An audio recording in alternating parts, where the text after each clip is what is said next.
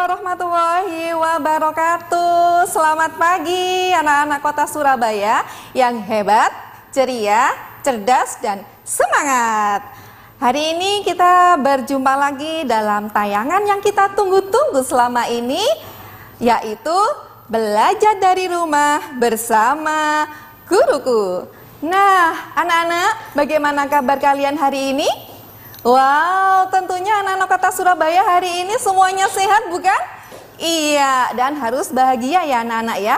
Karena dengan kesehatan dan kebahagiaan, anak-anak bisa belajar dengan sukses. Nah, anak-anak selama 30 menit ke depan nanti, anak-anak akan ditemani Ibu Ika Sari Nuridah dari SDN Kebraun 2, Kota Surabaya. Nah, kita hari ini masih belajar tema 4, subtema 2, dan materinya yaitu tentang pekerjaan dan sumber daya alam. Nah, anak-anak, hari ini anak-anak kota Surabaya selain ditemani oleh Ibu Ika Sari, nah tentunya hari ini kita ditemani oleh sahabat-sahabat kita dari SDN Kebraun 2, yaitu kelas 4C. Ya, hari ini kita sapa bersama-sama ya anak kelas 4C. Halo, kelas 4C. Halo. Iya, bagaimana kabarnya hari ini anak-anak kelas 4C? Semuanya sehat ya? Baik. Iya, baik. Iya. Nah, anak-anak, sebelum kita mulai pembelajaran hari ini, kita awali dengan berdoa dulu ya kepada Tuhan Yang Maha Esa. Kita berdoa agar pembelajaran hari ini berjalan lancar dan ilmu yang Ibu Ika sampaikan nanti bermanfaat. Dalam hal ini yang memimpin doa adalah siswa dari kelas Ibu, yaitu bernama Ardani. Yuk, silakan Ardani dipimpin berdoa temannya. Doa mulai. Sebelum memulai pembelajaran ini, alangkah baiknya kita berdoa terlebih dahulu menurut agama dan keyakinan masing-masing. Doa mulai.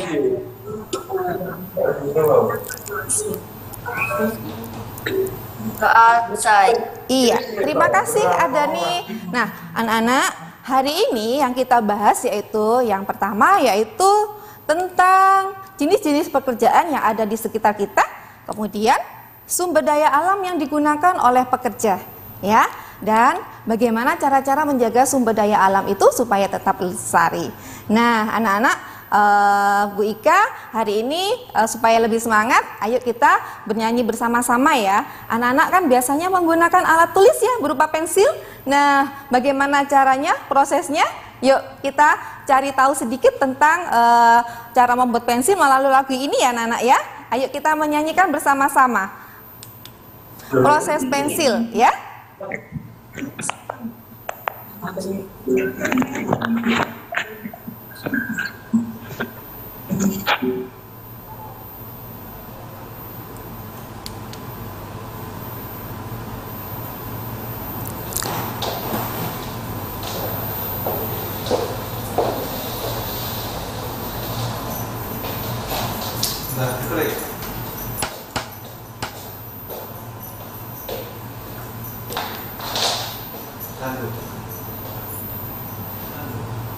Sebentar ya, kita tunggu ya.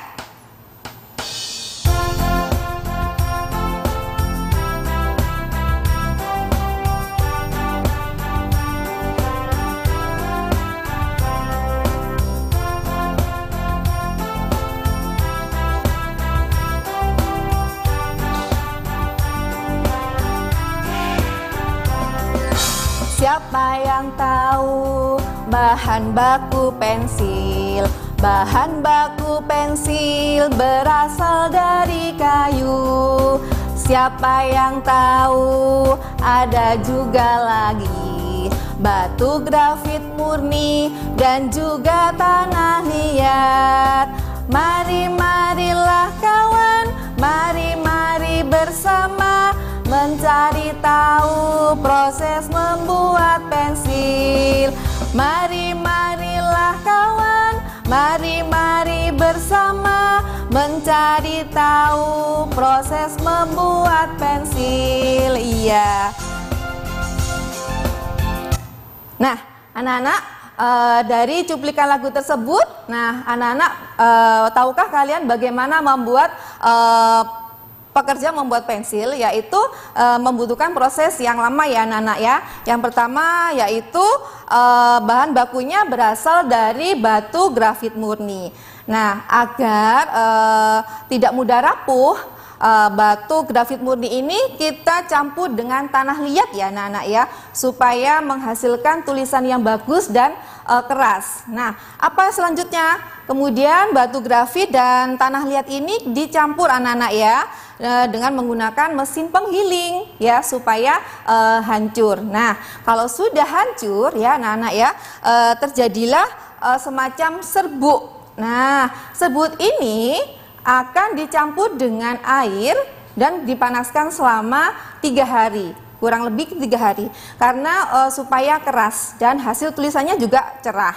Nah, setelah menjadi serbuk, kemudian campuran tadi akan dibentuk anak-anak ya, seperti panjang dan tipis. Dan kalau sudah dibentuk panjang dan tipis, nah dibungkus dengan kertas dan kayu. Nah, dari sini pensil sudah siap digunakan. Nah, dari sini anak-anak bisa paham ya bagaimana proses membuat pensil.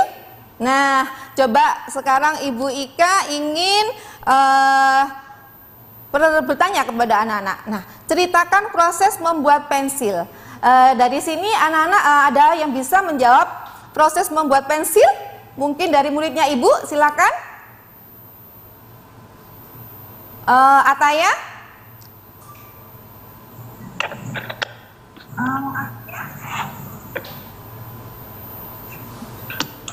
Ayo, silakan Ataya. Mungkin yang lainnya?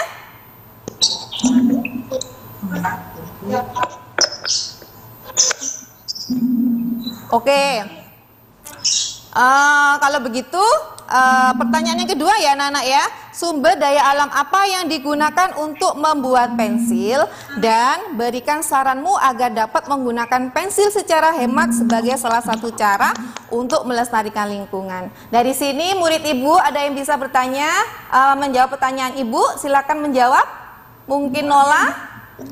Menjawab pertanyaan Ibu, silakan menjawab. Mungkin Nola? Kayu dan batu grafit murni. Oke, jawaban yang sangat bagus sekali ya. Terima kasih ya Nola. Nah, anak-anak, setelah ini kita akan membahas lebih banyak lagi tentang materi-materi. Jangan kemana-mana ya anak-anak ya, tetap dalam belajar bersama guruku dari rumah bersama guruku. Halo, berjumpa lagi dalam program Belajar dari Rumah bersama Guruku. Nah, anak-anak, kita semangat lagi ya belajarnya ya. Oke, hari ini Bu Ika akan melanjutkan pembelajaran yang pada segmen yang kedua ya anak-anak ya, tentang jenis-jenis pekerjaan. Tadi sudah belajar tentang proses membuat pensil ya. Anak-anak sudah paham tentang proses-prosesnya dan sumber daya alam apa saja yang digunakan tadi. Nah, sekarang anak-anak akan mengerti tentang jenis-jenis pekerjaan yang ada di sekitar kita. Kita tahu bahwa manusia harus bekerja ya anak-anak ya, untuk memenuhi kebutuhan sehari-harinya ya, karena dengan melaksanakan pekerjaan kita dapat mendapatkan upah atau gaji. Nah, dari jenis-jenis pekerjaan yang ada di sekitar kita itu ada 2 ya anak-anak ya. Yang pertama yaitu pekerjaan yang menghasilkan jasa, kemudian pekerjaan yang menghasilkan barang. Nah, pekerjaan yang menghasilkan barang itu bagaimana? Pekerjaan menghasilkan barang ini bisa menghasilkan barang yang dapat digunakan oleh manusia untuk memenuhi kebutuhan. Baik barang itu bisa digunakan secara langsung atau diolah, diproses lebih dahulu, ya. Kemudian yang pekerjaan yang menghasilkan jasa, ini tidak menghasilkan barang, tetapi kita bisa merasakan hasilnya. Ya, biasanya dapat berupa pelayanan anak-anak ya. Nah, dari pekerjaan yang menghasilkan jasa tadi dibedakan, yaitu pertama yaitu pendidikan, kesehatan, transportasi, dan keamanan atau ketertiban. Dalam bidang pendidikan, ini biasanya bisa berupa mendidik, mengajar, ataupun memberikan ilmu ya, atau membimbing. Nah, biasanya bisa dilakukan dalam bentuk formal atau non formal ya anak-anak ya. Contohnya yaitu guru ya, kemudian dosen ataupun pelatih. Nah, kemudian yang kesehatan anak-anak ini bisa berupa memberikan pelayanan mengobati orang yang sakit, kemudian memberi resep obat ya, dan merawat orang-orang yang sakit. Nah, biasanya kita menemukan pekerja-pekerja ini biasanya ada di pelayanan kesehatan, misalnya puskesmas ya, kemudian rumah sakit. Contohnya dokter, bidan, ataupun perawat. Nah, kemudian yang transportasi ini memberikan pelayanan biasanya mengantarkan atau menjemput orang yang sedang bepergian ya, baik di bidang baik di transportasi darat ataupun di laut. Nah, misalnya apa yang mengendarai transportasi darat itu? Iya, sopir ya anak-anak ya, ataupun masinis ya. Kalau di udara pilot, kalau di laut nahkoda. Nah, kemudian yang terakhir yaitu keamanan. Ini memberikan pelayanan menjaga masyarakat ya, atau melindungi masyarakat ini dari segala bahaya. Contohnya di sekitar kita yaitu satpam ya, polisi, bahkan tentara. Nah, dari yang Bu Ika sampaikan tadi ya, banyak sekali berbagai macam pekerjaan. Ada yang menghasilkan barang, ada yang menghasilkan jasa. Sekarang giliran anak-anak ya kelas 4C, baik yang ada di rumah ya. Nah, coba Bu Guru ingin mengetes kemampuan anak-anak. Kita mengelompokkan berbagai macam pekerjaan yang sudah Bu Ika tampilkan di layar televisi kalian ya anak-anak ya. Nah, coba ada 6 pekerjaan ini ya. Coba Bu Ika minta dari muridnya Ibu, mungkin ada yang bisa mengelompokkan mana yang termasuk pekerjaan yang menghasilkan barang, mana pekerjaan yang menghasilkan jasa. Coba dari muridnya Ibu, Rehan, dikelompokkan mana yang termasuk pekerjaan yang menghasilkan barang. Barang yaitu petani, peternak, dan juga nelayan. Iya, pintar sekali ya. Kemudian yang jasa apa?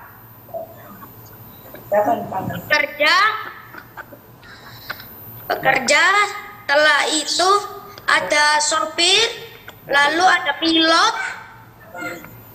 Iya. Oke, anak-anak, enggak apa-apa. Semua yang disebutkan tadi termasuk barang dan jasa ya. Tapi yang berdasarkan gambar ini ya anak-anak ya.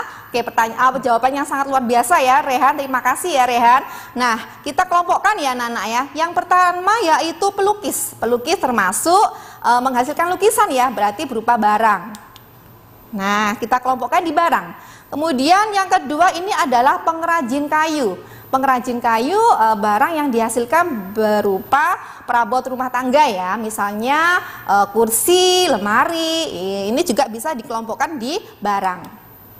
Kemudian ini ada seorang perawat ya, berarti dia memberikan pelayanan merawat orang yang sakit, berarti jasa ya. Oke, kemudian yang gambar yang keempat yaitu penenun. Nah, penenun berarti dia menghasilkan baju ya anak-anak ya, jadi dikelompokkan di barang. Kemudian yang kelima yaitu sopir ya, ini mengantarkan kayu ya, berarti dia memberikan pelayanan di bidang transportasi yaitu jasa.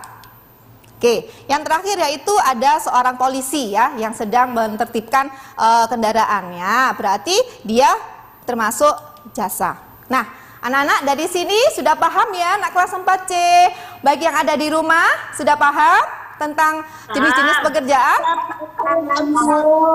Iya, pintar sekali ya.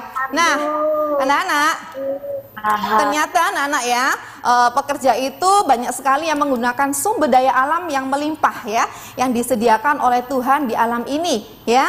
baik sumber daya alam yang dapat diperbarui maupun yang tidak dapat diperbarui ya. Contohnya ini adalah hutan ya, dimanfaatkan oleh orang pengrajin pengrajin kayu ataupun penebang pohon. Nah, dari pekerja tersebut akan dihasilkan suatu barang yang bisa digunakan oleh manusia untuk memenuhi kebutuhannya ya. Oke. Nah, sekarang anak-anak, Ibu Ika membawa berbagai macam barang-barang yang dihasilkan oleh pekerja. Nah, dari sini ini ada seorang pemerah susu ya. Ada seorang pemerah susu. Nah, coba anak-anak dari sini bisa mencari mana sih barang yang dihasilkan oleh pemerah susu. Coba murid Ibu yang bernama Azara, dari sini coba dicari mana yang dihasilkan oleh pemerah susu. Azara? Susu dan keju, Bu. Iya, pintar sekali. Susu ya, Nana ya.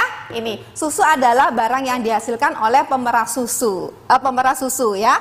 Nah, sumber daya alam apa yang digunakan Azara? Nah, sumber daya apa yang digunakan Azara? Peternak, Bu.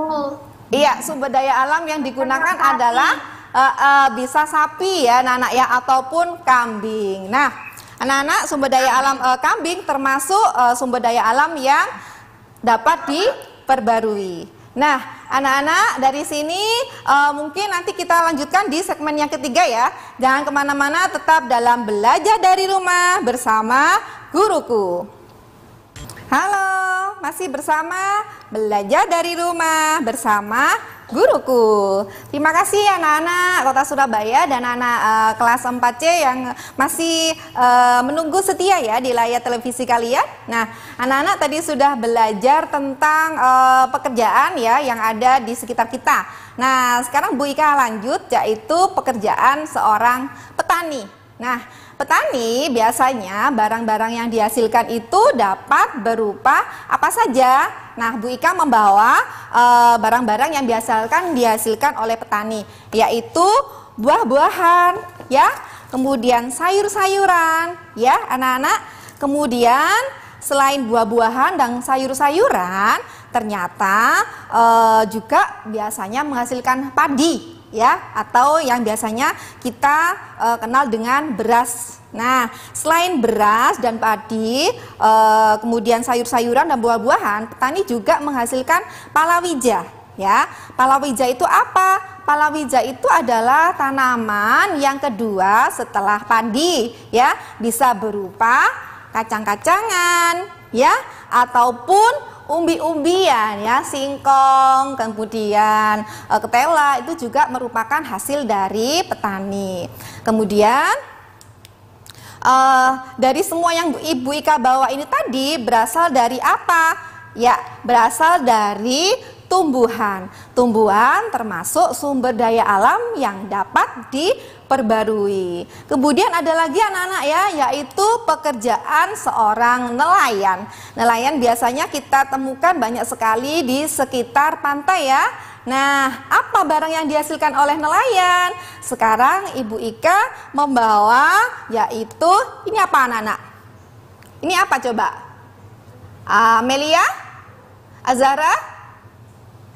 Ikan. Ikan, iya, pinter sekali. Nah, ikan ini ya bisa kita dapatkan di laut ataupun air yang tawar ya, di sungai atau di kolam. Nah, ikan termasuk dari berasal dari apa? Yaitu hewan. Hewan termasuk sumber daya alam yang dapat diperbarui. Kemudian ada banyak lagi anak-anak ya, selain dari petani, nelayan, Ibu Ika juga mempunyai salah satu gambar ini ya. Nah, ini gambar apa coba? Lintang, ini gambar apa? Seorang pekerja apa? Petani. Iya, petani ya, yaitu tepatnya petani garam. Nah, karena petani garam, maka barang yang dihasilkan apa? Nah, ini ya, garam. Nah, barang-barang ini pasti mudah kalian temui ya di rumah ya anak-anak ya. Nah, kemudian Garam ini berasal dari air laut ya, air laut yang dikeringkan ya melalui proses penguapan sehingga terjadi butir-butiran ya halus yang dinamakan garam. Air laut termasuk sumber daya alam yang dapat diperbarui ya. Nah, dari berbagai macam pekerjaan yang Ibu Ika sampaikan tadi, ternyata ya sumber daya alam yang digunakan oleh pekerja tadi banyak sekali ya. Mulai dari sumber daya alam yang bisa diperbarui dan yang tidak dapat diperbarui. Coba jenis sumber daya alam apa saja yang dimanfaatkan oleh pekerja tadi? Coba murid Ibu Alifia Khotijah menjawab pertanyaannya. Oh iya, apa? Ya, apa jenis sumber daya alam apa yang dimanfaatkan oleh pekerja tadi? Petani garam. Iya, kemudian selain garam atau air laut, apa saja tadi? Ternak sapi. Iya, sapi ya. Pinter ya, sapi, air laut itu termasuk sumber daya alam yang dapat diperbarui. Nah, terus bagaimana kamu cara menghemat barang agar sumber daya alam dapat terjaga keberadaannya? Bagaimana Alifia?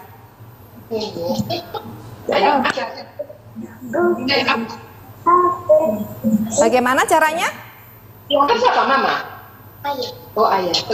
Oke ya, caranya yaitu kita harus menghemat ya atau menggunakannya sesuai dengan kebutuhan. Nah, anak-anak ternyata pekerja-pekerja itu membutuhkan sumber daya alam ya untuk menghasilkan barang yang bisa diganti menjadi uang. Tetapi anak-anak ya, dalam menggunakan sumber daya alam itu kita harus memperhatikan cara pelestariannya ya. Nah, kita harus bijak ya anak-anak ya. Kita harus tahu mana yang harus kita lakukan ya sebagai pekerja. Nah, Bu Ika mempunyai gambar-gambar ini anak-anak ya. Anak-anak bisa memilih mana di antara gambar-gambar berikut ini yang harus kita contoh. Misalnya yang pertama adalah illegal logging ya. Illegal logging itu adalah penebangan liar ya yang dilakukan oleh orang-orang yang jahat ya anak-anak ya. Menebang pohon itu tidak memperhatikan jumlahnya ya. Dia menebang seenaknya ya tanpa seizin pemerintah setempat. Nah, harus bagaimana? Seharusnya kita menebang kayu ya, kita harus melakukan dengan tebang pilih ya. Tebang pilih itu maksudnya memilih tanaman-tanaman yang sudah tua dan siap untuk ditebang. Kemudian sebagai seorang nelayan tidak boleh menggunakan bom ya, karena bisa dapat merusak terumbu karang ya. Kemudian bagaimana menggunakannya? Yaitu menggunakan jala ya atau pancing. Dan seorang petani pun juga tidak boleh menggunakan pestisida yang berlebihan karena nanti dapat mencemari tanah ya. Bagaimana seharusnya? Yaitu menggunakan pupuk yang organik, yaitu pupuk kandang. Nah, dari sini kesimpulannya yaitu yang pertama tadi, yaitu jenis pekerjaan ada dua, yaitu pekerjaan yang menghasilkan jasa dan barang. Kemudian pekerjaan yang menghasilkan barang adalah petani, pengrajin, dan nelayan. Pekerjaan yang menghasilkan jasa bisa di bidang kesehatan, transportasi, pendidikan, ya. Pekerjaan banyak sekali memanfaatkan sumber daya alam sehingga harus dijaga kelestariannya ya. Jangan lupa anak-anak, Ibu Ika mempunyai tugas di rumah ya. Anak-anak mencari barang-barang yang ada di sekitar rumah dan mencari tahu sumber daya alam apa yang digunakannya ya. Kemudian bagaimana anak-anak menjaga kelestarian sumber daya alam tersebut. Jangan lupa tugasnya nanti dikirim ke guru kelas masing-masing ya. Oke, baik anak-anak, sebelum Bu Ika akhiri, marilah kita berdoa sesuai dengan agama dan kepercayaan kita masing-masing. Berdoa dimulai. Berdoa selesai. Oke anak-anak, sampai berjumpa di lain kesempatan. Tentunya dalam program yang kita sayangi, yaitu belajar dari rumah bersama guruku.